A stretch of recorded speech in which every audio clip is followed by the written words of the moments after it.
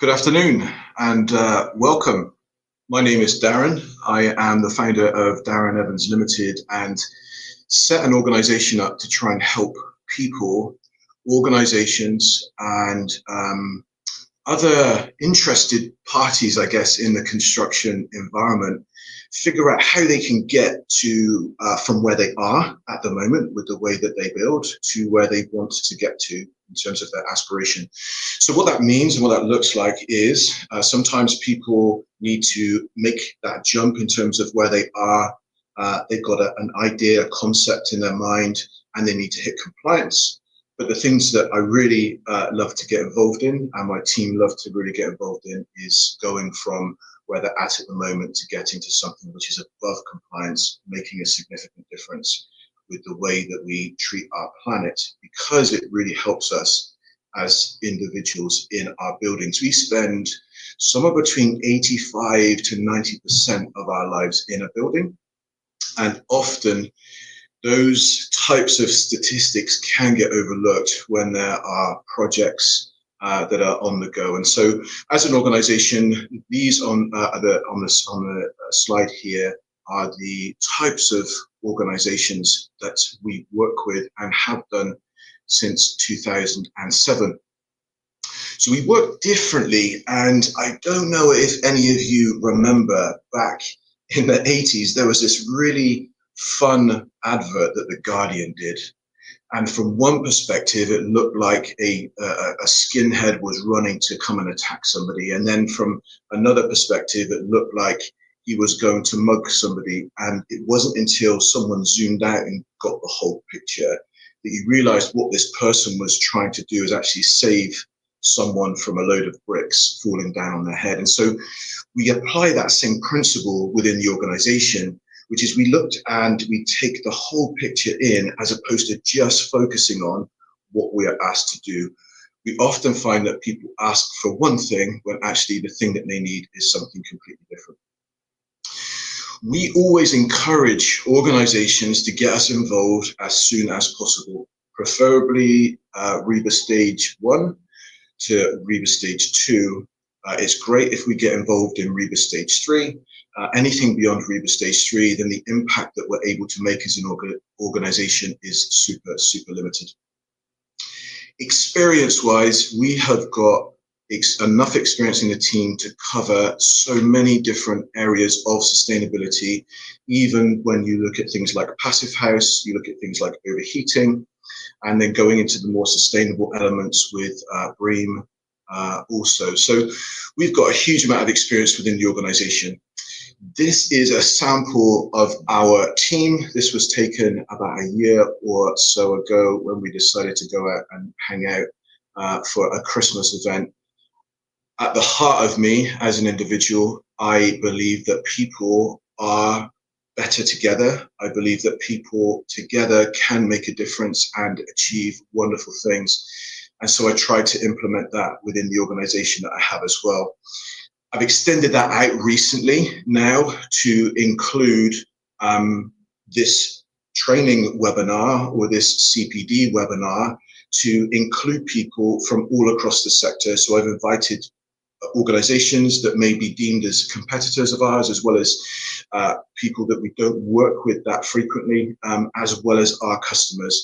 And what I've done is I've brought some of my network together and our network together to try and give some clarity on a significant change that is about to happen.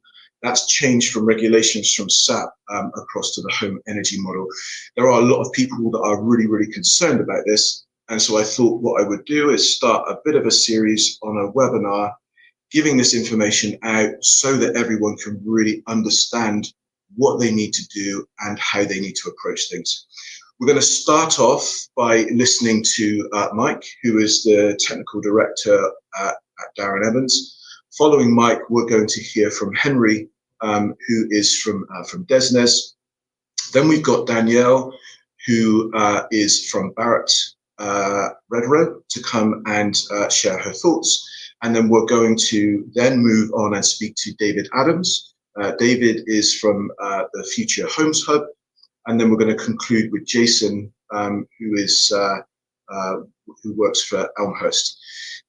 I would encourage you, as the people are presenting, to submit your questions, whether you're watching this on YouTube, on LinkedIn, or on Instagram.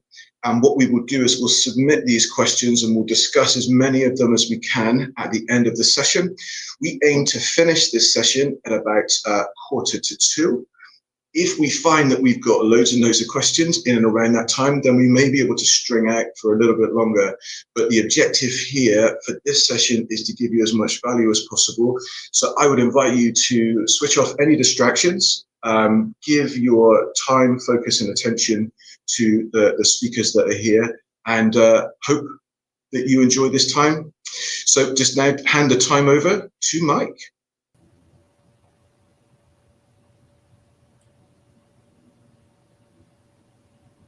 Afternoon all, it's great to be with you.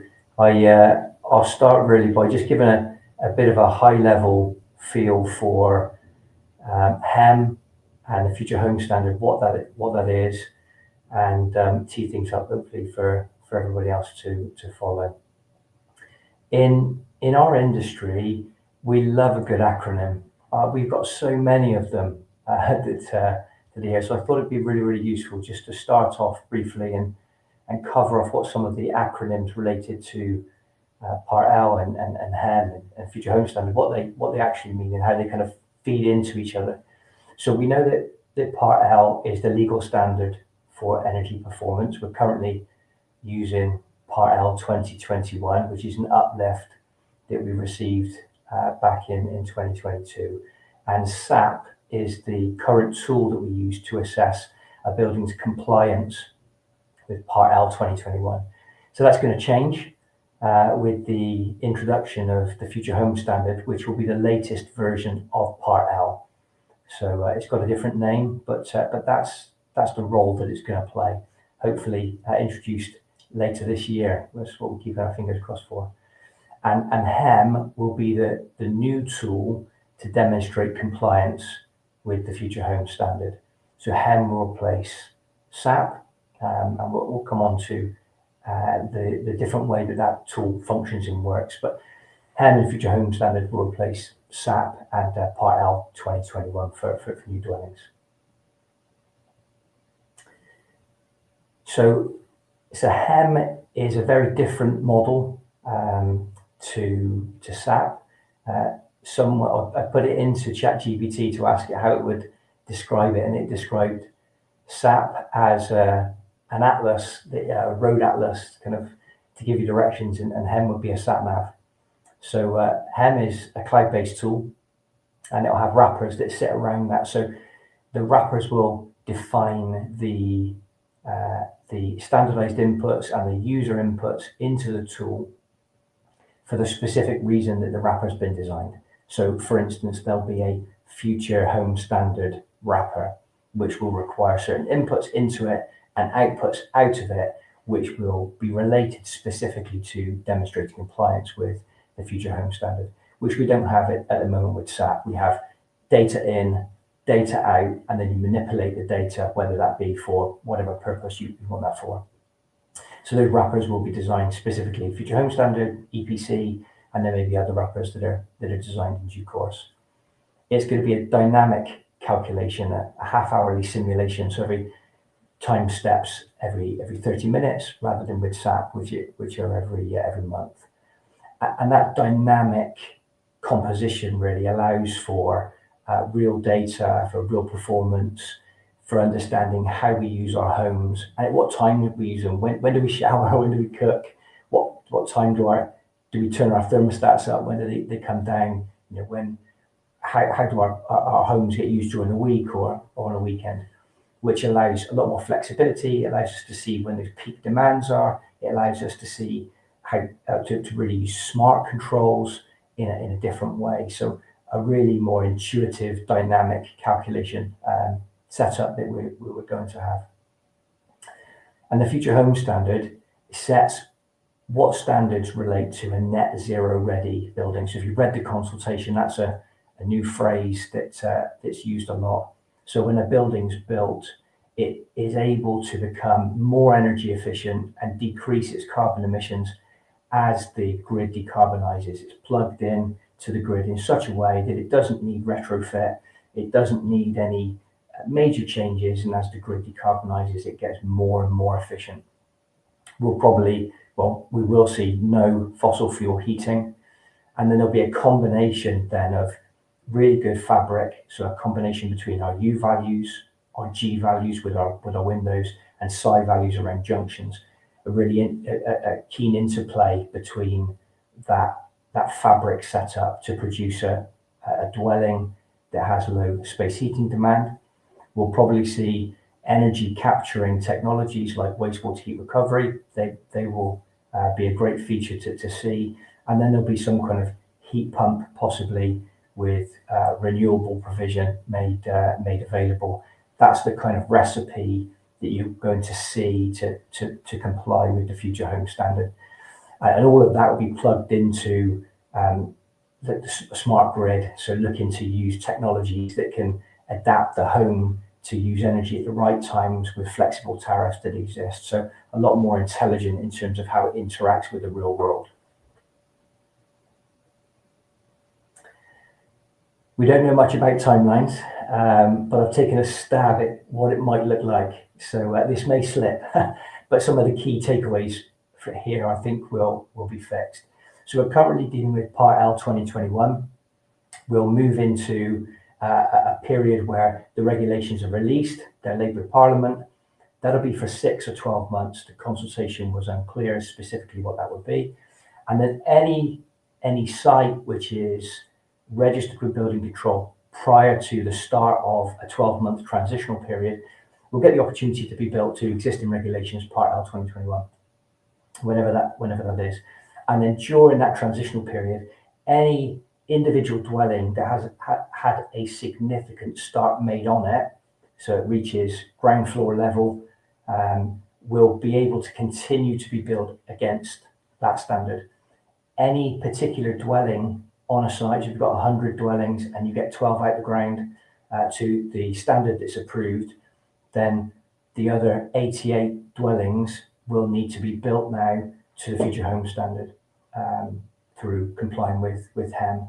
So there's lots of transition here that we need to bear in mind to make sure we hit these markers, that people are clear on design timeframes and when something needs to be built by and what standard it needs to comply with. So it's really key to kind of keep an eye on how this kind of moves forward. So the complexity really is increasing. I touched on the fact that the time steps, 17,520 every 30 minutes for HEM, and SAP had kind of 12 static points of capture for data, one every month. The inputs required to complete a HEM calculation are going to go up circa 500%.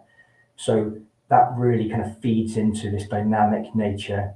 More data points are possible to kind of capture this and make sure that this information is input correctly. So it's going to take longer, potentially cost a tad more. It will involve more members of the design team, potentially at earlier points in the design development time frame at the moment. So that's something to bear in mind.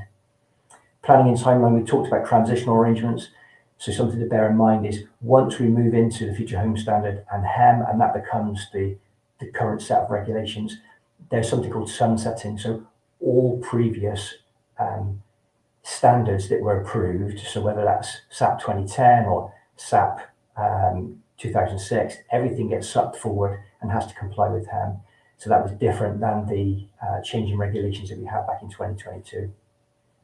And we continue to see this coordination between Part L compliance, Part O, daylighting, renewables, and this need to have all of these pieces of the jigsaw puzzle laid out on the table right now in front of you, so you can see how they all fit together, rather than breaking them down into different consultants potentially, or different organizations, or different responsibilities within the design team, to have that laid out before you so that they can be one big jigsaw puzzle pulled together, seeing how those pieces fit together nicely. And I'm sure many of you have seen there are more and more diverse energy policy requirements that have been introduced. Delivered energy rather than primary energy EUI figures, the need to kind of model with passive house, or the need to kind of consider unregulated energy. So keep an eye on how these change and shift to make sure that those additional requirements are also factored into the specification and design that's pulled together. And all of that sits against the gateway process that we're all working with, particularly for high-rise buildings. It's a very basic slide, but I really wanted to kind of drill in the point here where we need to really communicate throughout our organizations. So an example, if someone's purchasing land, it's then going to pass that on to someone that's going to need to do something for planning. It's then going to need to go into a more developed design ready for construction. Someone's going to build it. Someone's going to hand it off to the homeowner. This is going to traverse all of the transitional arrangements. It may start off as 2021. We're going to need to capture the role that the home energy model and the future home standard kind of play into this. So everyone needs to know that it's coming. We need to make sure that cost plans are updated, that designs are flexible enough to kind of jump between regulations. We need to make sure that the client understands how potential design restrictions are imposed by compliance requirements through HEM. So maybe roof designs need to be adjusted. So certain types of house types where you've got up into the roof might be affected. And so we need to kind of make sure everybody is communicated well with. And ultimately the homeowner, does the homeowner have the right information to be able to use that home that they're so looking forward to moving into? Or when they move in, are they expecting to see a gas boiler where they turn the heating on and off at different seasons of the year rather than let it run in the background and let the smart controls really run the home for them? So we need to make sure we're capturing all that information.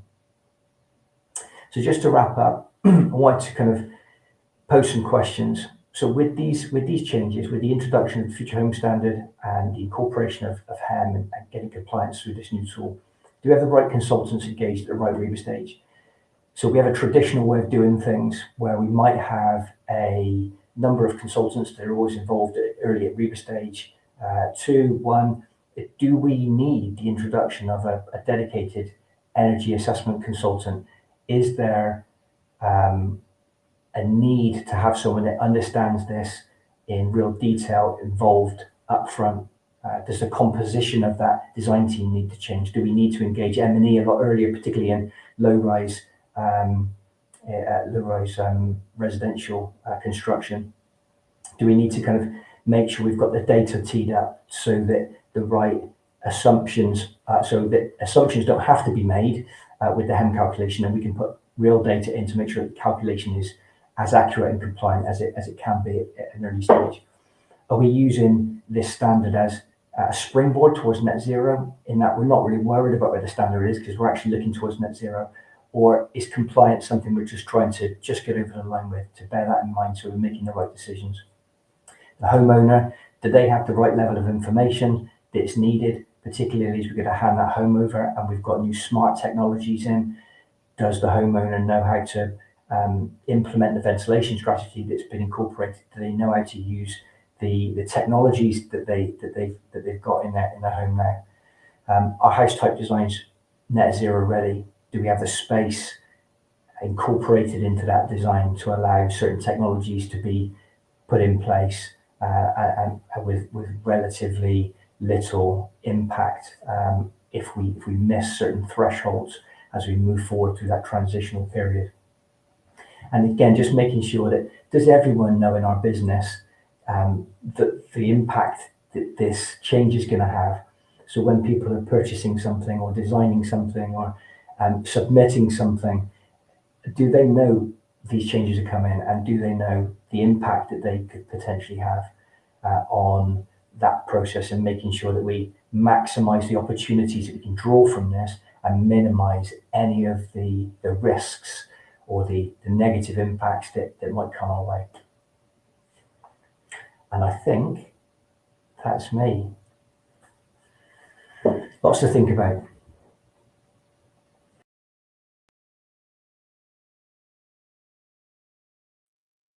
Hi everybody. If you've not seen me before, my name's Henry. I am the head developer of the home energy model at DESNZ's Department for Energy Security and net zero. I've got a fairly quick update for you, especially as Mike has very kindly just given you all a refresher on what the home energy model is and how it works. So I can just tell you a bit about what's going on in government and development of the method right now. Can I have next slide, please? Okay, so this will mean more to you the more closely you've been following HEM's development so far, but hopefully it will make sense. I can give a bit of background as we go.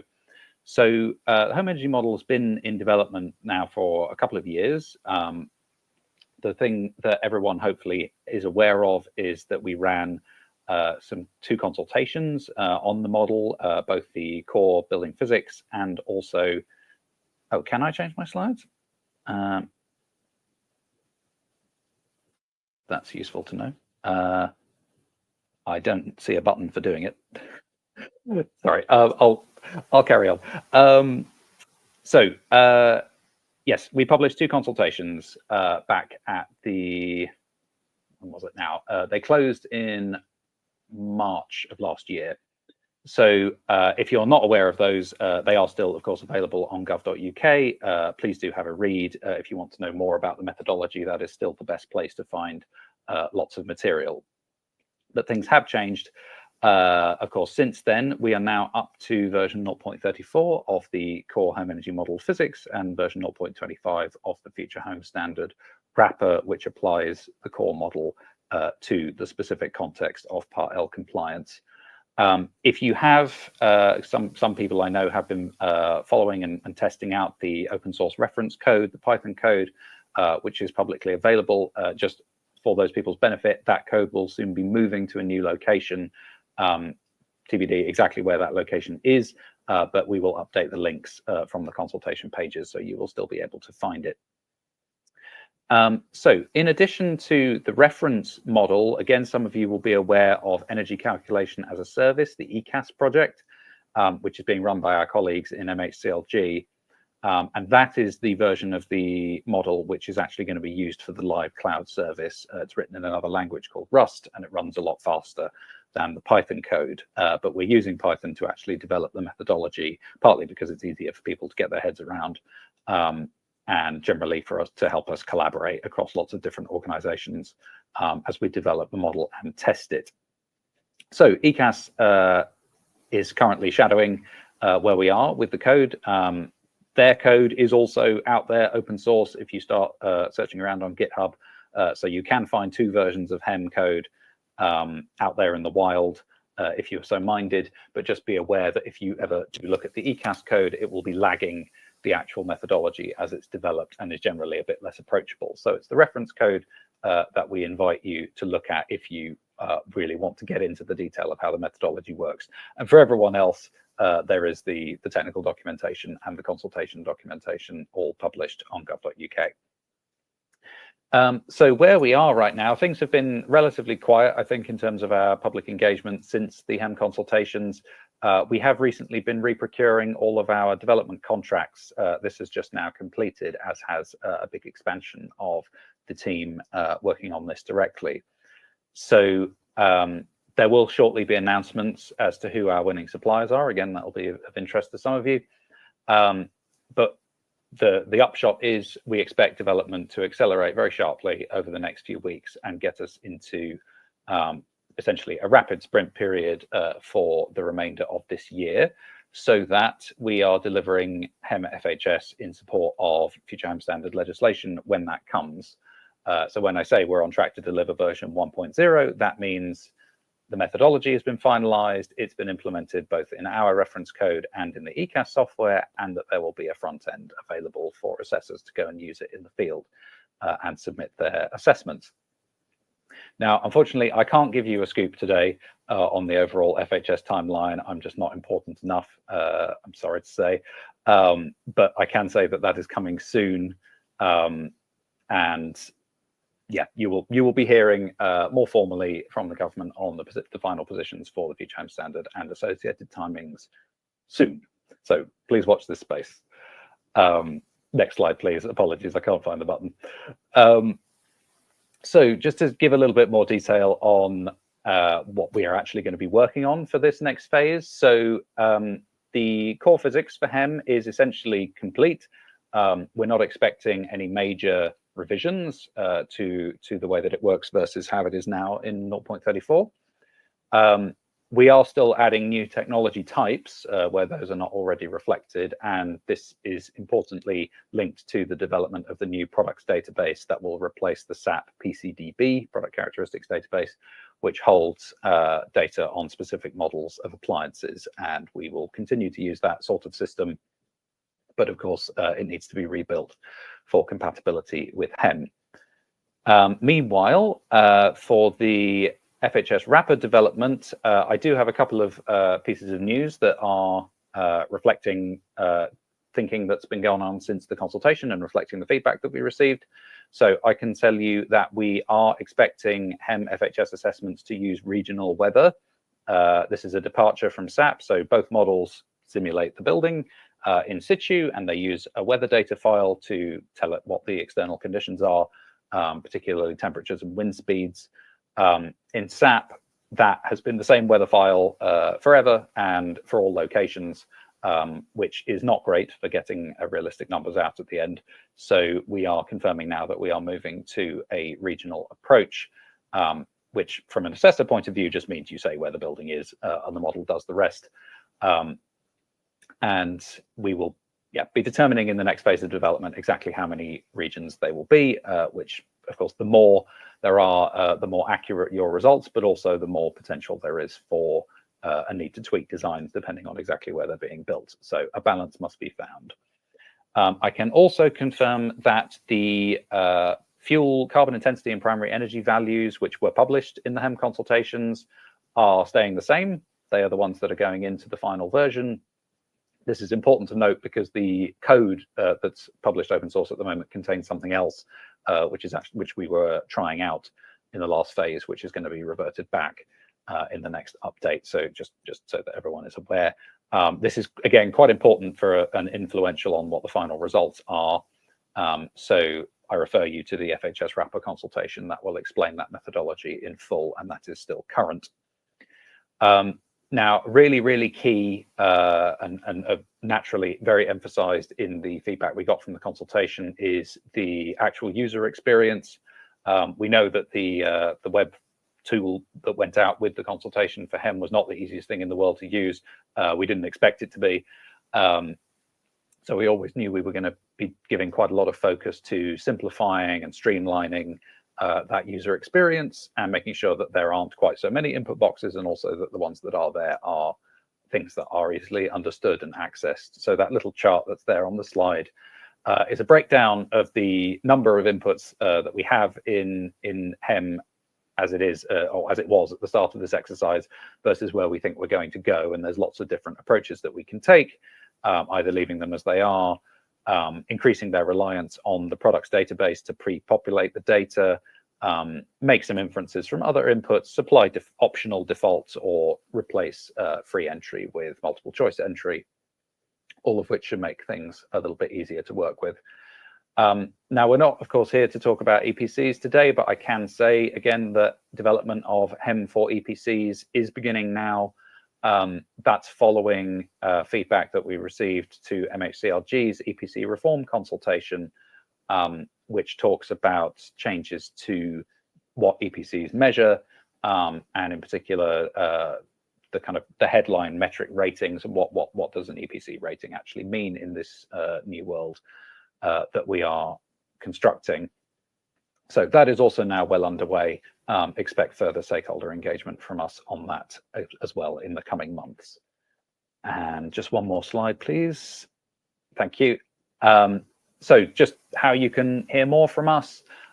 We are expecting to begin a series of regular show and tell sessions, which is similar to what the ECAS team does already, just for their code development.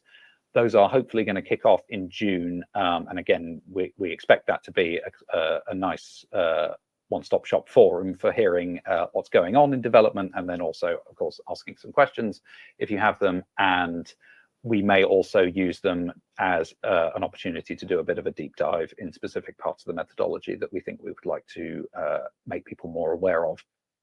So in addition to those, There's going to be a formal government response to the HEM consultations. That's been in the works for a good while. And we will also reissue all of the technical documents to bring them up to date with the open source code.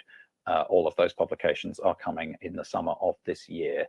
And in the meanwhile, if you do have questions about the home energy model, and of course I am talking about the actual physics methodology and the Python reference code, not the ECAS implementation. But if you do have questions about any of that, just contact the email address that's there on the screen, which is a mailbox where we are answering your queries and absorbing your feedback and evidence. This is always a very data hungry project.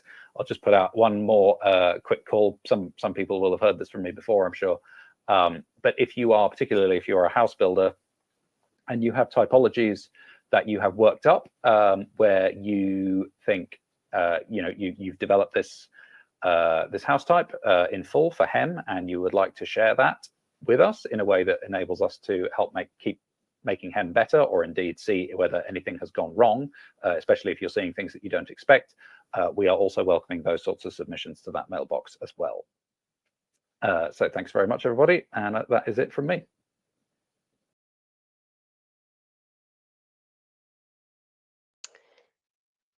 Thank you, Henry. Good afternoon, everyone. So for those that don't know me, I'm Danielle Mahauskas-Morris, Group Technical Innovation Manager from Barrett Redrow. Probably just give a little bit of context before I go into my slides, kind of a developer's view on the home energy model. A large part of my role is actually to review and implement new products and managing building regulation compliance, but whilst also ensuring that we're collaborating across functions with suppliers, innovators, be that large or small. So kind of that's really my purpose of why I'm here today, to give a bit of a view. And I think a key part of this is ensuring that the future regulations that are coming in, the requirements, that they're pushed far enough to benefit the consumers, but whilst finding the balance that we can actually deliver quality, new energy efficient homes, but I think at scale. So that's kind of the key point there, that we want to deliver them at scale because we've got a large housing target. So today I'm going to be walking you through the developer's view on implementing the home energy model. I'm going to keep it really high level because obviously you've heard from Mike around what the home energy model is, and Henry's talked about how that's being developed, and I'm sure others after me will go into more detail on that, so it'll be really quick, high level. But then I want to touch on what's changing and kind of what it means for us as a developer and how we can get ahead of that curve. So it's going to be a really quick overview and quite high level, but I just want to provide some key context around 5 key areas that we think are really important to us as developers. So that be around early engagement, impact assessments and tools, compliance and design, and preparing the supply chain, but also, Mike did touch on it, but the customer engagement piece, because that's really important. So bear with me because I've got a tiny lag on my thing, so it's not moving at the same time.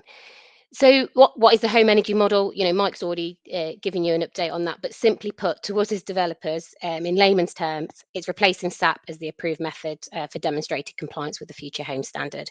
So this is really a fundamental shift for us as developers, because it's not just an update, it's a whole new methodology. There were actually 2 consultations on the HEM that, with the support of our energy assessors, we did respond to, and hopefully, as Henry mentioned, we'll see some of the outcomes of those soon.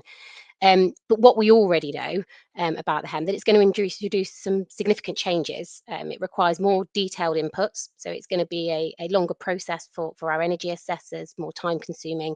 The things like it requires specific heating information, which means in turn will have a knock-on effect. We're going to have to get plumbing and heating designs much earlier on in that process. So there's an element of process change for us as developers of how we get our information, provide that information, and get it to the energy assessor for the HEM inputs. And plus, it's monthly. It's going from monthly to half-hourly calculations. So this gives us a much more dynamic picture of energy use. So that's really useful for developers when we're wanting to understand how our buildings are performing and what they're doing. A big one for us is it's built on a completely new physics engine, as Henry's just mentioned. So when we talk about it feeling like a big change for industry, like, don't be afraid to say that. It genuinely is a big change, and we're feeling that. But having said that, we like to think that we're forward thinking and proactive. with every change comes opportunity. So we're seeing as a large developer that actually this is an opportunity for us, and especially if we engage early, we can make this work for us. So that leads me quite nicely actually onto my next slide,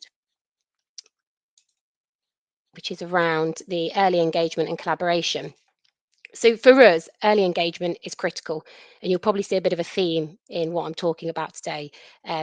It might be actually if we tally at how many times I say the words engagement and collaboration, but it's really, really critical in what we're doing.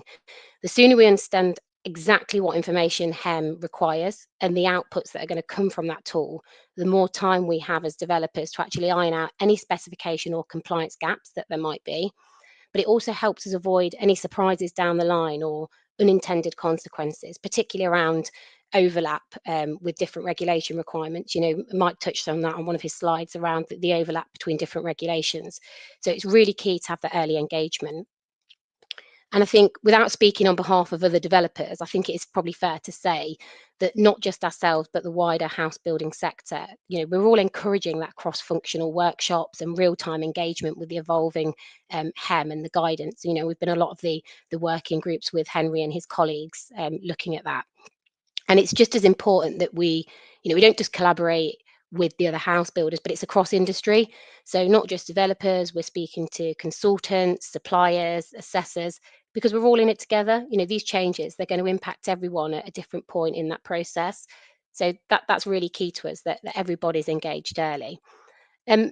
This, I think it's probably fair to say, has been a big change in mindset in our industry around engagement. So I've actually been with the Barrett Redrow business for 15 years, and I can hand on my heart say that in the last 5 to 10 years, there has been a cultural shift in the way in which we share, engage with others. Previously we used to work in silos, and we wouldn't share information with our competitors. But times have changed, and as regulations evolve and they become more complex, the industries recognise the need to work together. That's kind of for the greater good of the wider construction industry, but to improve the future of house building. So we've seen an increase in collaboration, and this has significantly improved in recent years with the support of the likes of the Future Homes Hub, the HBF, the House Building Federation. So it's a really key element that shouldn't be missed around that early engagement and collaboration piece. So on to the actual impact assessment tools. Probably one of the most immediate needs for developers, and I'm sure Henry and team are so bored of listening to us saying this, but we need the right tools at the right time, and we need to be able to compare SAP results with HEM results, and test out different designs and system scenarios, and get real-time feedback on compliance and strategies. Once we've complied in SAP, it doesn't necessarily mean that we can transition that exact specification using the Future Home Standard consultation kind of notional dwelling or recipe. It might comply in SAP, but then when we transition that over to HEM, is that still going to be a compliant solution? So we really need to stress the importance of having those right tools at the right time. Because if we've got that accurate, up-to-date modelling tool, we can make more informed decisions around the material selection, systems, costs, but also reducing design risk and helping ensure buildability from the outset. And I think this is critically important because Mike noted actually he gave an example around transitions and number of plots. We genuinely will have sites that are existing and they're being built today, but there are large scale sites that will be transitioning to the Future Home Standards. So we'll have plots on those sites and new sites that are in the pipeline that will be impacted by the Future Home Standard and the use of HEM. So again, we kind of want to predict with a level of certainty what might come or be coming to future-proof ourselves and reduce that risk. And that links really onto kind of compliance specifications. HEM's going to drive new metrics around fabric performance, carbon, energy demand, and smart systems, and that's going to impact the way in which we approach everything from the material choices to the house type layouts. We're going to be removing gas from our homes, so we're going to be introducing low carbon systems, predominantly air source heat pumps is the one that's talked about. that's going to have impacts on some of our house type layouts. We've got homes that traditionally will be combi boilers, so they don't have any locations or spaces for cylinders, so we've got to find locations for those. We've also got to find a position externally to put air source heat pumps that isn't going to impact the customer and their outdoor space. So there's all these type of things that need to be considered when looking at compliance. And I think what's really critical for us, and probably super important, because without them, they're at the heart of everything we do, is our customers. We need to not forget that this isn't just about technical compliance and finding the best solution that's most commercially viable. It's about meeting a consumer's expectation and getting something that's right for the customer, and that they can come along on that journey with us. And actually have a slide on customers, so I'll pause it there and touch on that in a moment. So supply chain readiness, we've probably another big one that sometimes we just forget because we're so caught up in the technicalities of gaining compliance. But as much as we wouldn't have a business without our customers, we absolutely rely and depend on our partners in the supply chain to deliver our homes. We can't do any of it without them. So our partners need to come on this journey with us as well. They need to understand, what the home energy targets look like, and they need clarity on the impact that their products or processes or materials could potentially have. And as a developer, we also need that confidence that their products will be compliant, because there's elements that are being put forward that may change. An example is around window U values and how that's calculated. That's going to be a really big shift in the way that we do things if that comes into play, and can impact performance levels and what windows can be offered from our supply chain.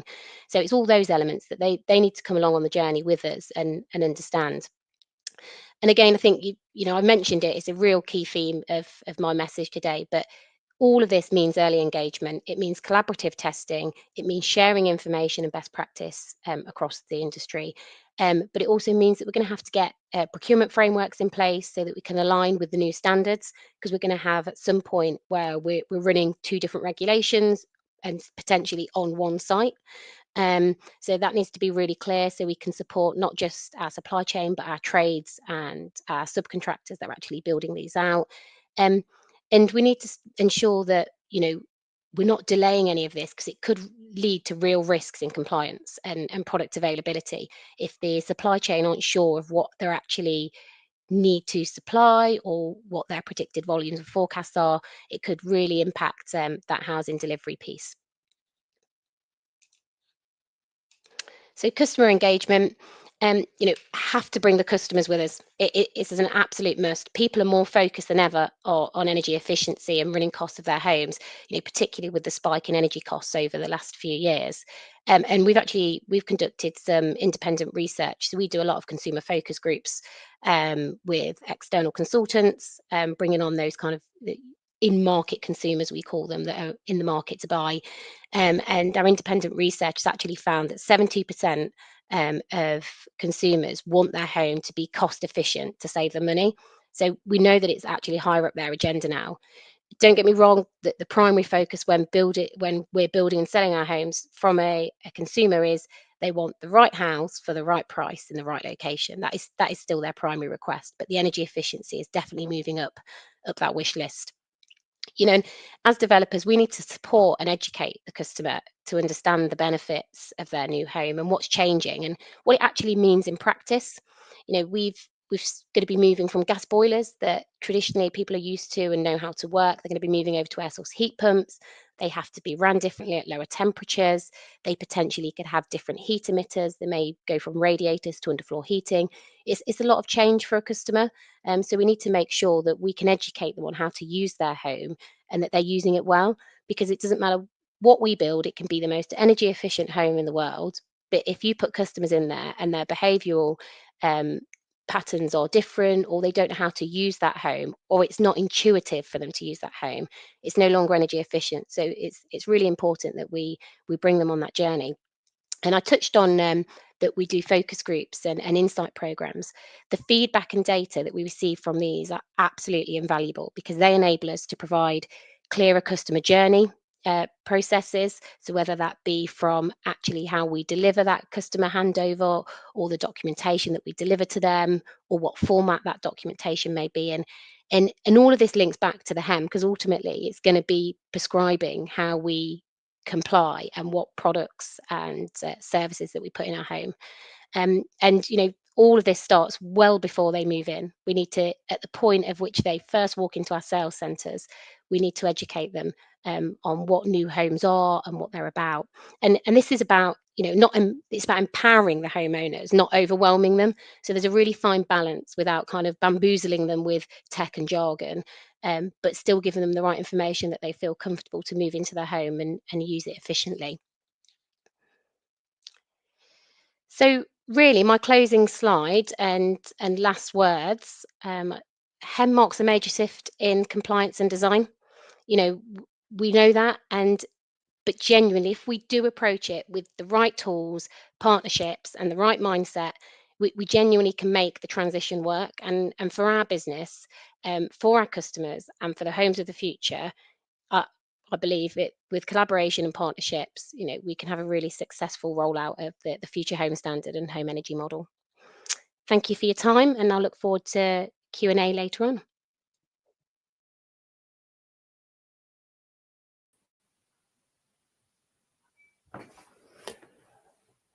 Hi folks, David Adams here from the Future Homes Hub.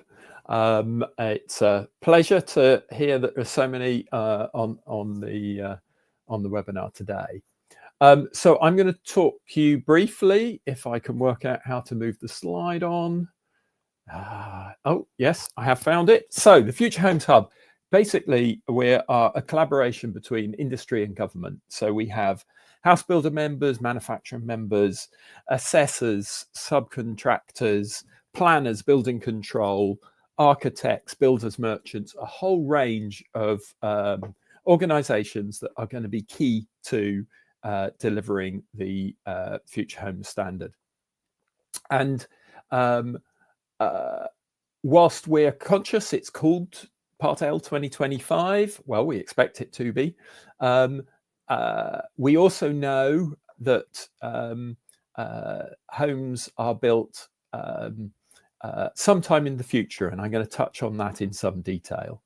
But the Future Homes Hub doesn't just focus on the sort of Part L stuff, the energy side of things. So we have 4 themes: a reduction in carbon in use, reduction in carbon in production, so that's embodied, water efficiency, really important, particularly in Southeast, etc.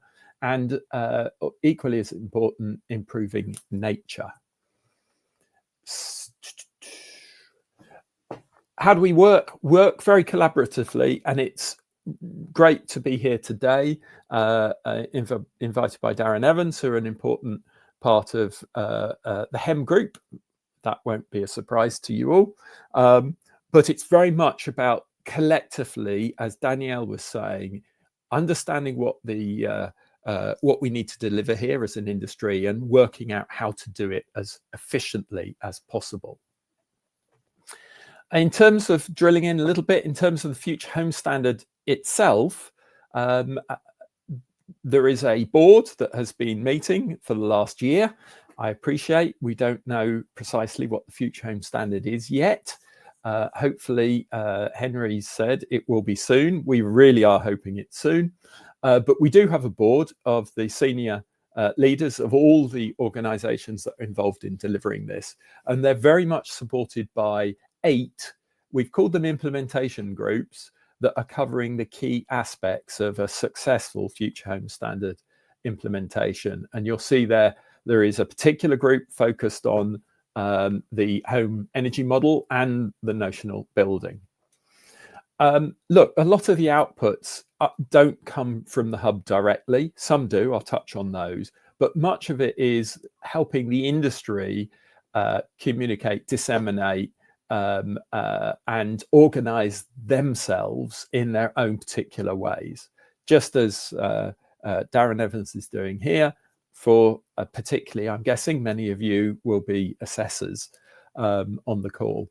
That's really important, and we're delighted to be able to support it. We do produce also some guides and support that tend to be sort of cross-interest or particularly for developers in particular areas. You'll see here, it's been mentioned a lot by Danielle in terms of that consumer engagement and these homes being different and understanding how do we sell them, how do we help the home buyers understand well in advance how the home is going to function differently, how that slow heat will be experienced by them, so they're ready for when they move in. But it's worth having a look on the website. I encourage you to jump on the Future Home Hub's website and look in publications. There will be stuff that I think you'll find interesting.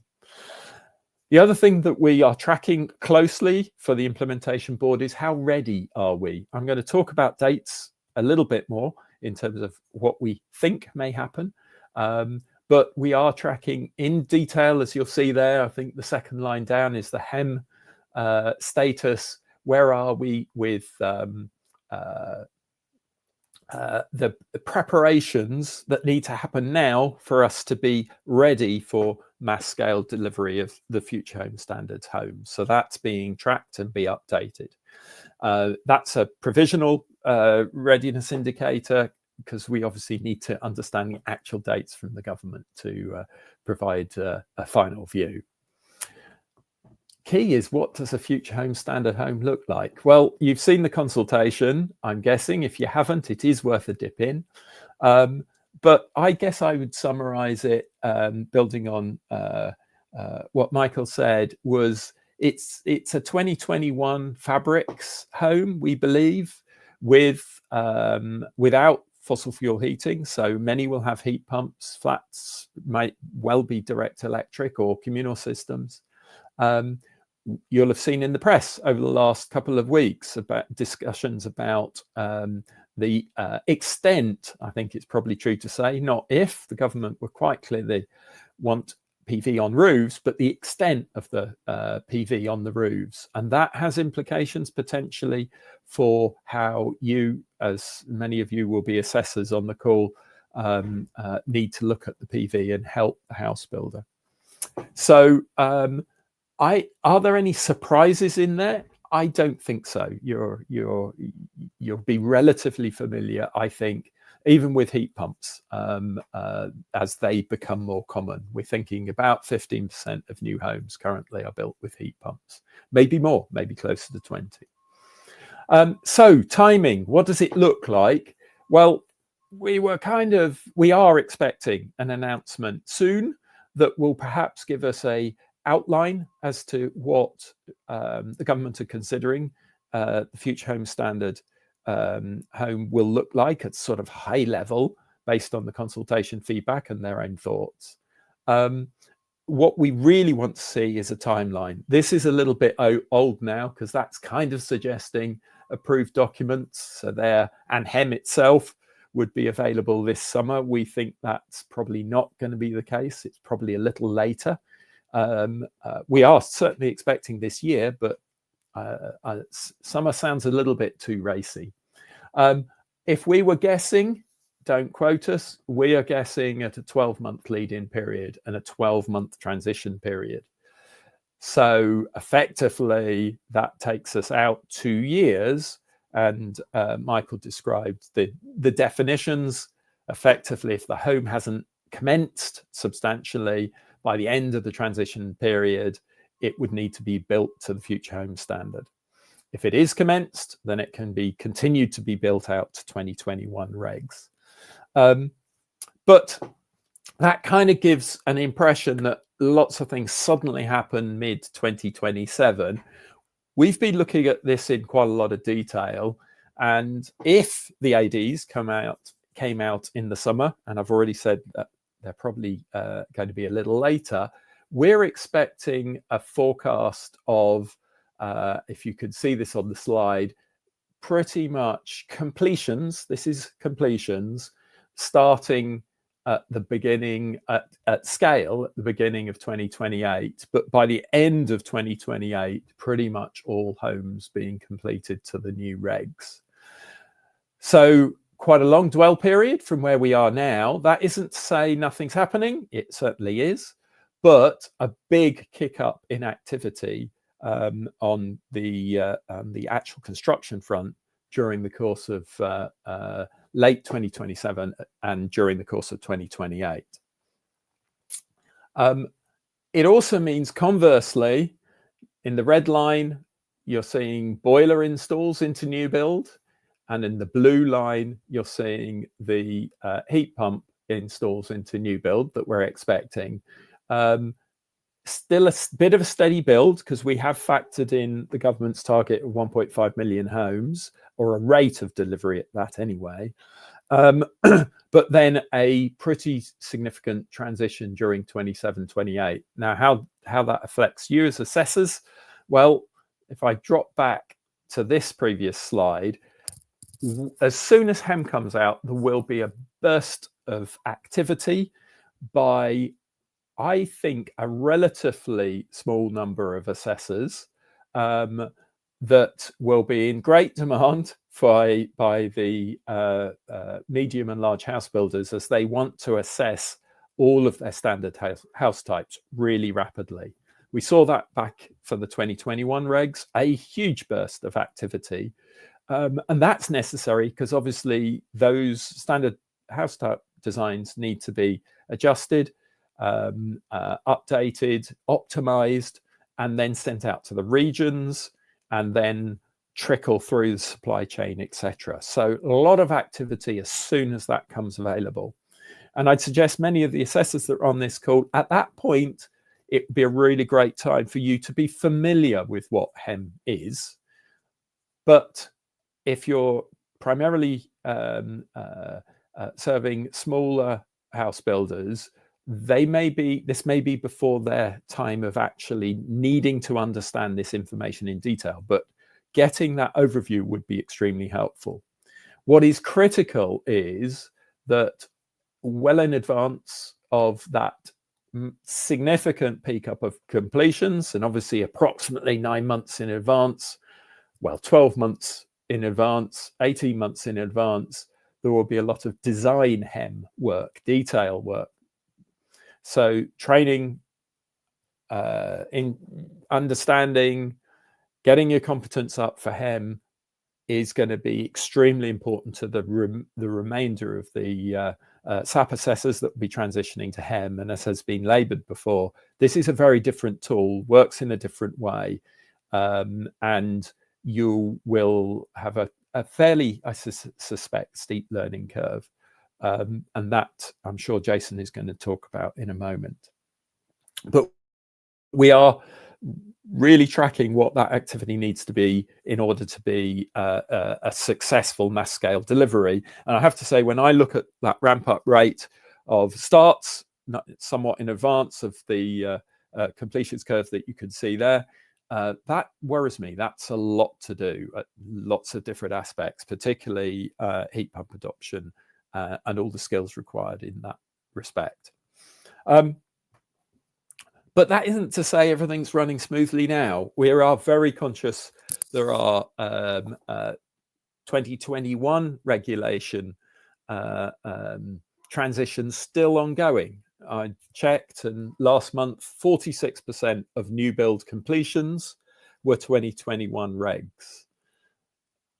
The remainder, earlier regs than the 2021 regs. So lots of you are still working in 2013 regs or before. And we're quite surprised by that. That's nearly 2 years after the transitional period. We don't believe there will be such a delay next time for different reasons there isn't time to talk about here. But we expect it to come quicker and adopt at a faster rate than we're seeing this time. A couple of areas that I think worth just giving heads up on, really important for all the assessors out there to understand how to correctly reflect heat pumps in SAP, and then obviously within HEM. The adoption of heat pumps, we expect, as you can see there, to rise steadily during this period as the house builders seek to gain experience. Another area we're doing quite a bit of thinking about work on is you, under 2021 regs, will be making a lot of thermal bridging assumptions. And how do we ensure that your thermal bridging assumptions are that golden thread being taken through to construction and built correctly on site? House builders larger house builders have them all drawn, so there is that link. But for the small and micro house builders, we are concerned that that golden thread is not connected end to end. And so how can we help that? I think especially in the smaller house builders, photo evidence is still a concern to us. And I think overall ensuring that the BREL reports are accurate and reflect the home, because remembering they are passed on to the home buyer. And particularly where there is significant change, that's where items can be dropped or misunderstood, and it's really important that that is correct. So I think that pretty much gives a little bit of a skip through how we're seeking to work with the industry to prepare for the Future Home Standard, and really important that we are able to, via forums like this, reach out to all of those in the supply chain, and the HEM assessors are going to be absolutely fundamental here to ensure you're as best prepared as possible to support in this space. Thank you very much.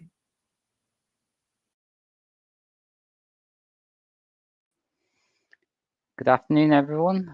Thank you for having me here today. So I'm Jason Hewins. For those of you that don't know me, I'm the New Build Dwellings Support Manager at Elmhurst Energy. And I'm just going to spend 10 minutes just giving you a little bit more context on some of the new data areas in HEM. Michael mentioned earlier that we like acronyms in this industry, and we absolutely do. So you can see my slide, HEM FHS. So I'm specifically focusing on how HEM will be used for demonstrating compliance to the Future Home Standard. That's what the FHS means. I imagine most of you heard of Elmhurst, but if you haven't, we've been around since 1993. We're the largest, or currently the largest, accreditation scheme for energy assessors, producing energy performance certificates for all different types of buildings, but obviously my focus is on new build homes. So we provide training, we accredit, and we build software as well for energy assessors to go out and do their jobs assessing compliance and produce energy performance certificates. I also sit on a lot of groups with the likes of Henry, Danielle and David with the Future Home Hub and other things, talking about HEM, the Future Home Standard and everything related to that. So that takes up a lot of my personal time at the moment, but it's all good. So I've only got 10 minutes, so I can't go into a great deal of detail in 10 minutes. This is probably worthy of at least a day's training. But for today, I'm going to very lightly touch on some of the new data entry fields for measurements. So how we measure buildings, the areas of infiltration and ventilation, and space and water heating. There are, as I can't remember which presentation it was earlier, but said there is about a 500% increase in fields. Like I said, it'd take a whole day of training to go through all of them, which I'll touch on later, actually, of what we're doing with training. It's already been covered in terms of how the delivery model is changing compared to SAP, and ECAS has already been mentioned. I wanted to give you a little bit more context on ECAS. So for Elmhurst, this is absolutely huge in terms of our software delivery and software development. And it's, again, as we've said a lot today, it's a fundamental shift in terms of that area. So historically, when we build our SAP software, we're given the SAP specification by BRE. We're given a series of test cases, which are example SAP calculations produced by the BRE's engine, and we have to build our engine to match those test cases and get the same results in order to be deemed as approved software. Going forwards, Any software provider that wants to demonstrate compliance with the Future Home Standard will have to go through ECAS, and they will not be building a calculation engine. They will be building a front end, and then ECAS will be used to generate the results that's returned back to the assessor. So that's a huge shift for us as software developers and for the wider industry as well. ECAS was actually released to schemes last November, the very first version. It's been updated regularly since then. As Henry said, we're now on HEM version 34. So there is changes going on in terms of input fields and obviously other things involved in HEM, in terms of the core engine as well. The government are also going to be building their own front end to ECAS, which again I think has been mentioned already. So if you can see the screenshot, it looks a little bit like that at the moment. And that will be, as we said, it was originally expected to be ready summer 2025. Remains to be seen whether that will be the actual date it comes. Okay, so we as schemes, as Elmhurst, we've actually been interacting with ECAS since November last year. So I've got less than 10 minutes to talk about everything that's new in HEM for Future Home Standards. For those SAP assessors on the call, these are the kind of things that you'll be grappling with when HEM comes live and when you start using it for the Future Home Standard. Measurements. First fundamental difference. We will be splitting the building up into 2 zones, whereas in SAP currently we sort of treat the building as one large entity. The whole envelope is treated as one entity, so we enter all of our wall types as one entry if they're the same construction type, for example. We don't have to split wall types up per elevation. For HEM, we will have to do all of that, and we'll have to assign them to each zone that they sit in. So zone 1 will be the living area, and zone 2 is the rest of the dwelling. Okay, so that is going to increase the amount of time it takes to measure elements and enter them into software tools by quite a bit, actually. We're going to need to enter what we call base heights. So that's the heights of the bottom of elements. So for example, the height of the bottom of your roof structure will be entered as the base height of the roof. So we need to do that for all thermal elements, including openings, and for our PV panels as well. And that's so HEM can work out the whole positioning of where all your elements are. You can work out solar gains, shading, absorption, all of the stuff that goes into the model under the bonnet. I think Danielle touched on it. Openings now have to be entered individually with their own individual U values and G values. So we can't group them together like we do in SAP at the moment. So that's again a huge change in terms of data input, but it's going to be a huge change in terms of the information we need from our clients as SAP assessors as well.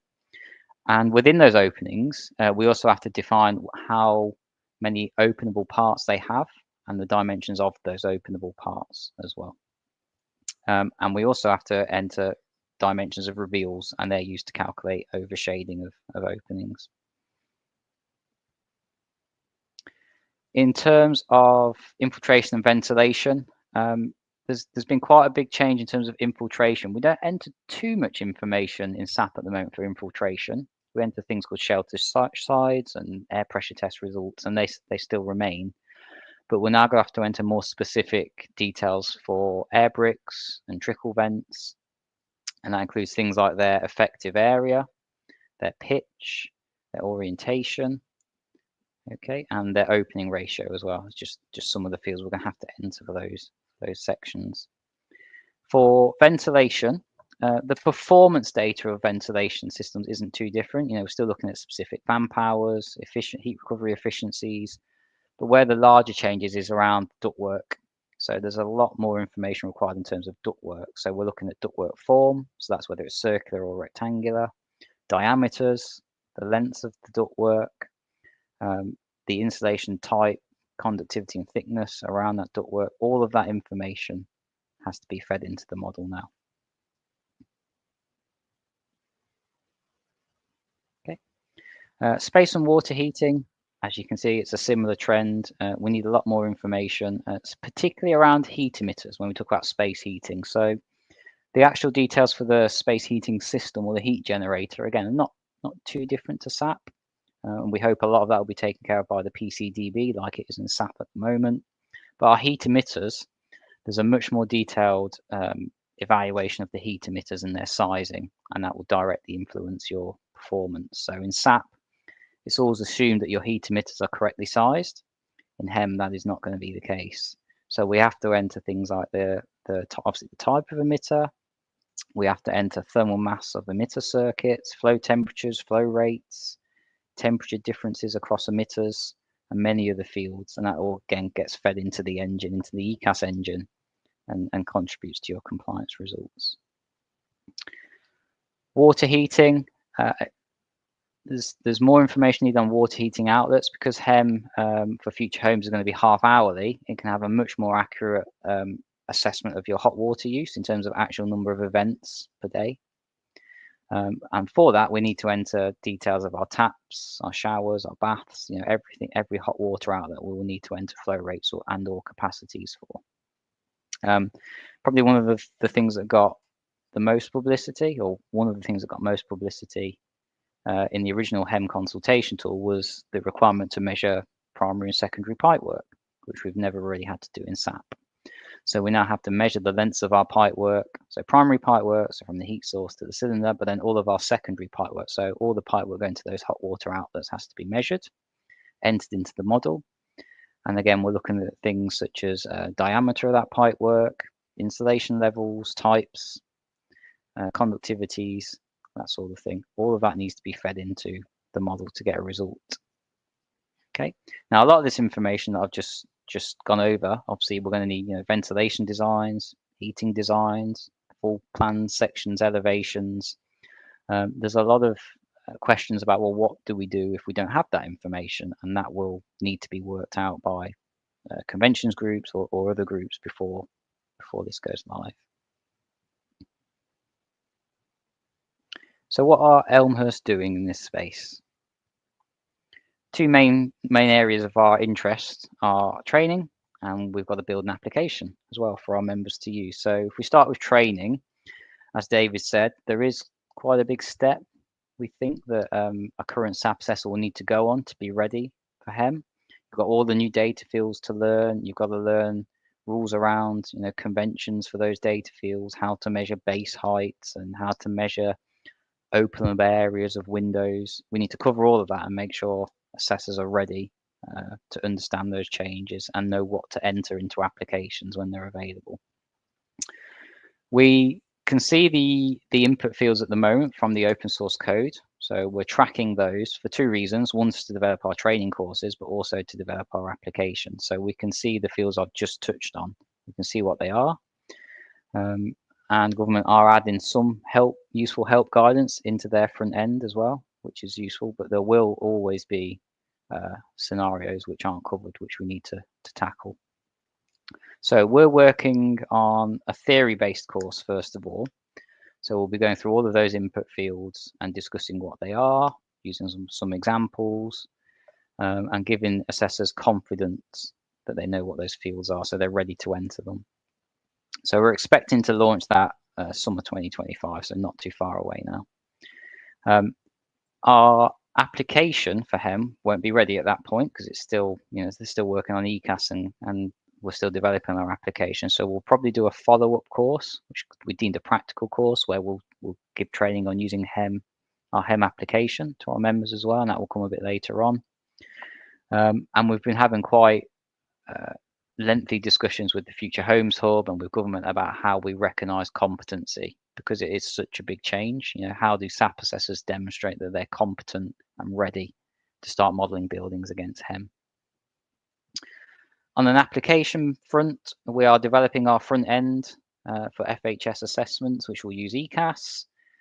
We're basing it on the FHS wrapper, obviously. So all of those inputs that go into the wrapper, we need to capture into our front end. We're using the open source code to track them.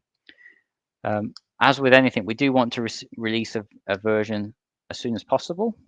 It was very difficult to do that last time around. We're optimistic this time around it'll be a much smoother process. So work is already underway at our end, on our front end. And as soon as we have a version that is close enough to being ready, then we will release it to members. We won't hold it back.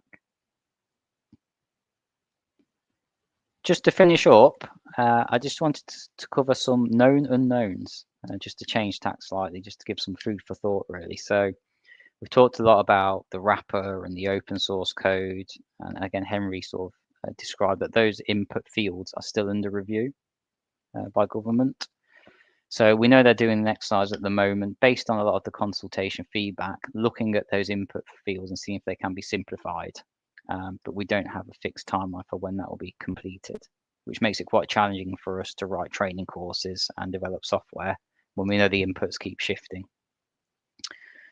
We said, again, PCDB and Appendix Q is being redeveloped for HEM, but we don't have a timeline for when that will be ready.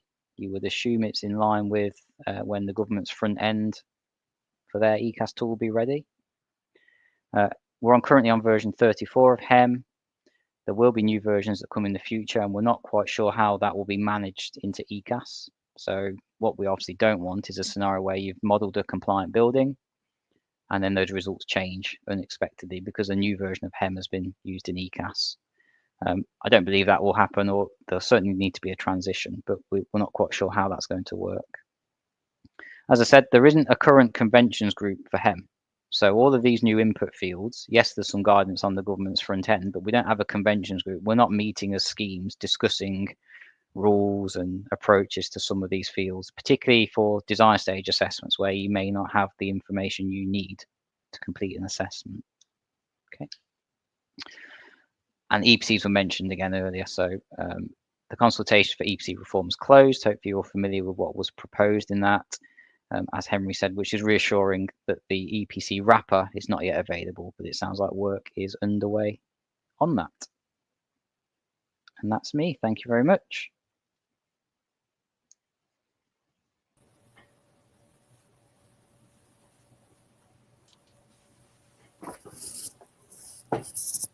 And thanks to those people that have participated. We have had a deluge of questions that have come in.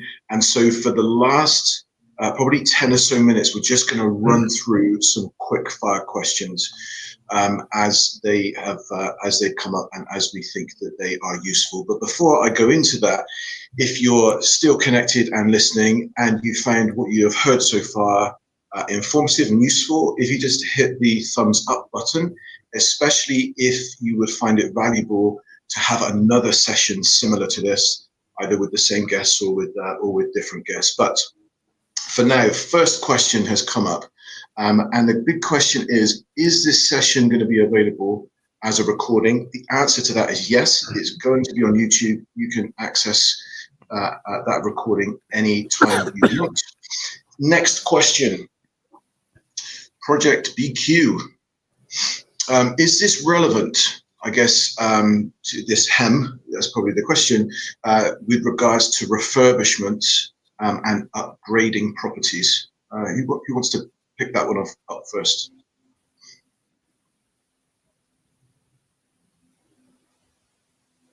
I can possibly give a partial answer to this. So I am not going to pretend to be enough of an expert in the FHS to rattle off the exact wording for how this works, but the building regs apply for refurbishments that are sufficiently major. And yeah, I won't go into further detail than that in case I get it wrong. But how this connects to EPCs, so as you say here, the things that the EPC incentivizes are not necessarily fully in line with the things that the Future Home Standard is attempting to incentivize. That is a matter for the EPC reform to resolve. So we're certainly very aware of the problem, and it is the intention that the revised EPC metrics will mean that everything is pointing in the same direction and that direction is towards net zero. So I can certainly say that much. Awesome, that's great, thank you. We'll go on to the next question, which is from Ralph. Current Part L and SAP requires heating zone control with programmer for at least every 150 square meters. So is that going to change?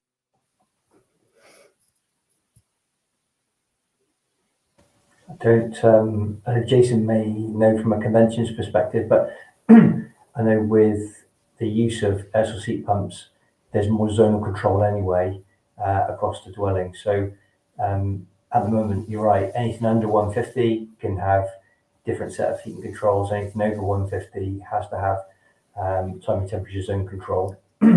I'm not sure on the prevention with HEM, apart from the fact that the more heat pumps you use, it will become a non-starter anyway, because you'll have zonal control a lot more implemented with that heating control. The only thing I would add is that's a building regulation question, not a HEM question. The methodology doesn't determine what's compliant. That's FHS. So it depends what FHS comes out with in their consultation responses and the final version as to what the control requirements will be in terms of building regulations. And we don't know that yet. That's what we're waiting for. That's great. Thank you. Good. We'll go on to the next question from Mike. He's looking to get access to HEM software to give it a spin. You got any comments on that? That will be one for me. So the reference code, the open source reference Python code, is available from a link from the HEM consultation page on gov.uk. Obviously, major caveat to that response is that that open source reference code is code. It is not a nice graphical user interface program. There was a tool that was out during the consultation to enable people to relatively easily play around with HEM, which has since been withdrawn because it was well out of date from where the code got to. So I think it's now a matter of who is going to be first to get a working front end out, whether it is ECAS or Jason's colleagues or someone else, I do not know. But whenever those interfaces become available, I'm sure it will be loudly publicized that is the new way to easily interact with the up-to-date code. So the methodology is out there. Open source is a really big part of this project, and making sure that we are technically being transparent, but appreciate it's not the easiest thing in the world to use if you're not a programmer. That's great. Thank you. We'll skip on now to the next question, which has come from Vince. He's asking about HEM taking into account technologies such as peak looping, cooling, increasingly need for overheating mitigation, but at the moment it's ignored in SAP. Is that going to be changed in HEM? So again, possibly a partial answer, because this is a tricky one to do with the interaction between HEM and Part L and Part O. So let's start with the technical side of it. Because HEM is a half-hourly model and also a zoned model, it is at least theoretically possible to capture... So we're going to switch down to Charles next. To capture intermittent cooling demand and also locational zoning cooling demand. We can hear you, Darren, sorry. Oh, sorry. So SAP can't see those things, HEM can.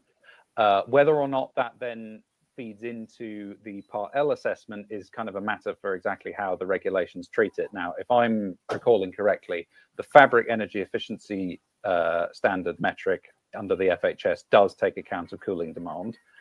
So it can see that, but I would still expect most overheating to primarily be handled through Part O. And anticipating, I think other people have asked about this, we are not currently expecting HEM to be used for Part O assessments. It's not necessarily ruled out for all time, but it's not going to be happening on day one. Okay, that's great. That takes into consideration then, or you've answered Charles's question. You just put this up on the screen really quick. But he was asking if it was going to be included in the HEM model, but it seems like you've already taken care of that and answered that question as no. Time for one more quick question before we leave, and that is that question is around water.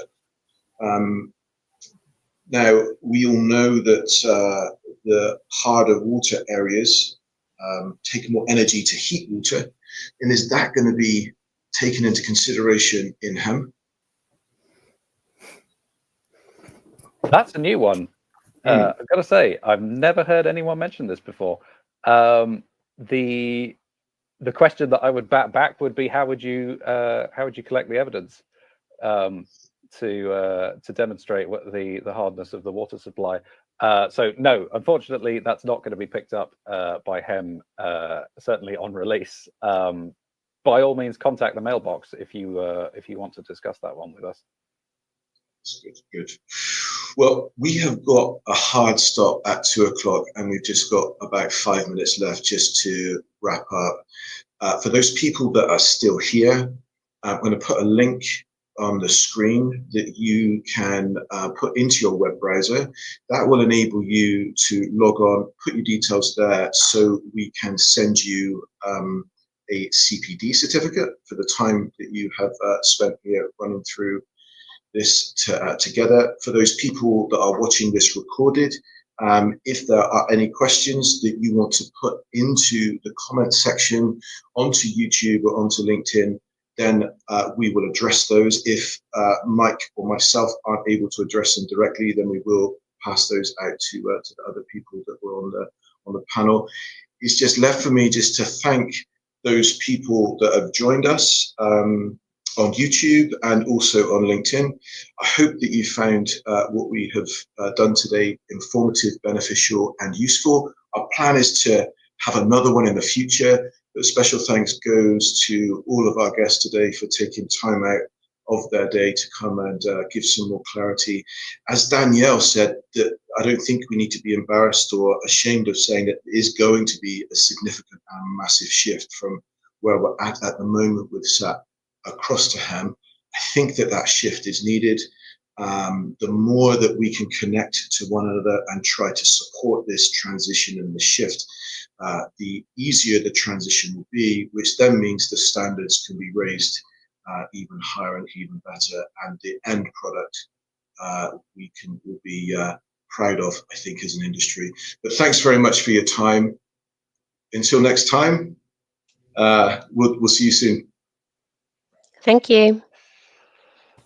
Thanks a lot.